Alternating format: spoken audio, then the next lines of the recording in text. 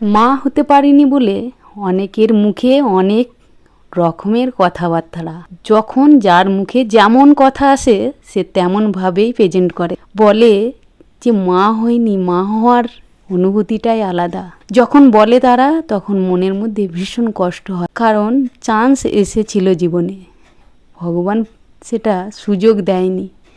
ওই কপাল খারাপ হলে যা হয়, চেষ্টাতে কিন্তু চালিয়ে যাচ্ছি, দেখা যাক কি হয়।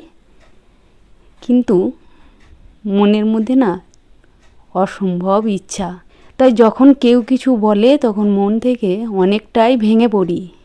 আবার পরক্ষণেই মনটাকে শক্ত করে বেঁধে উঠে দাঁড়াই।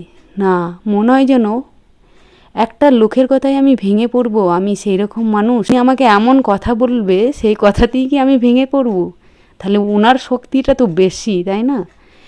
এইভাবেই নিজেকে শক্ত করে বেঁধে রেখেছি। একদিন আমিও মা হব, সেই দিন ঠিক আসবে, কারণ কখনো আমি কারো অন্যায় করিনি। দিনটা শুরু হয় সত্যি বলে আর দিনটা শেষও হয় আমার সত্যি। তাই মানুষকে কখনো কষ্ট দেবেন না কোনো কথা বলে। আজকে তাকে কষ্ট দিচ্ছেন, প্রকৃতির নিয়মে আপনিও সেই কষ্ট একদিন পাবেন। তাই ভালো থাকবেন সকলে।